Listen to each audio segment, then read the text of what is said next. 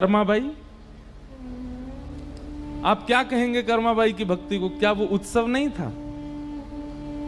कर्माबाई कोई बंधन बार नहीं बांधती थी, कर्माबाई कोई चौक नहीं पुराती थी, कर्माबाई अपने घर के बाहर दो दो दिए जला करके रखती हो, रंगोली बनाती हो, सुंदर कदली वृक्ष लगाती हो, इत्र से महका देती हो घर को कि भाई रोज जगन्नाथ जी आएंगे।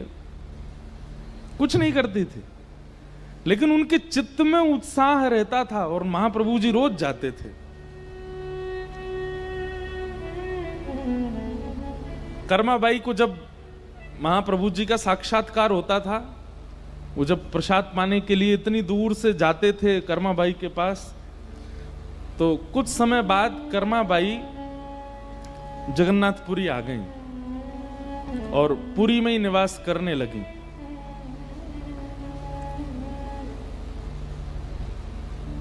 तो आज भी ऐसा नियम है पुरी में कि महाप्रभु जी की अगर सेवा में विलंब होता है ना, मतलब रोज के कुछ ना कुछ सेवा, कुछ ना कुछ उत्सव के क्रम ऐसे होते हैं कि महाप्रभु जी का प्रसाद बहुत विलंब से चलता है। मैं बता रहा था, जिस दिन मैं यहां आया हूं उस दिन ठाकुर जी का एक प्रसाद तो सुबह 4 बजे लगा होगा, 3 बजे लगा होगा, इतना विलंब हो जाता है। विशेष महोत्सवों पर तो बहुत विलंब हो जाता है। तो जब कर्माबाई जगन्नाथपुरी पहुंच गई तो वहां पर वो विचार करती हैं, अब यहां हम क्यों बनावें, यहां तो इतनी हंडियों में प्रसाद बनता है, महाप्रभु जी पाते ही हैं। लेकिन महाप्रभु जी संकेत करना चाहते थे कर्माबाई को कि आप ही बनाओ, हमको आपके हाथ का पाना है। तो संकेत कैसे करें? जबरदस्ती इतना विलंब कर देते थे भंडारी को कि 1-1, 2-2 बजे दोपहर में महाप्रभु जी का बाल भोग आता था।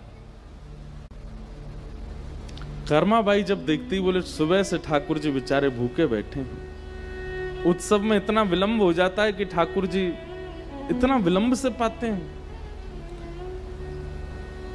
तो कर्माबाई अपनी कुटिया में जाकर के सुबह सुबह जैसे ही पता चलती कपाट खुल गए, उससे पहले ही उठ करके सुंदर सिद्ध करती खिचड़ी और ठाकुर जी का दूर से ही नील चक्र को दिखा करके आवाहन करती, बोले महाप्रभु जी बन गई, आ जाओ।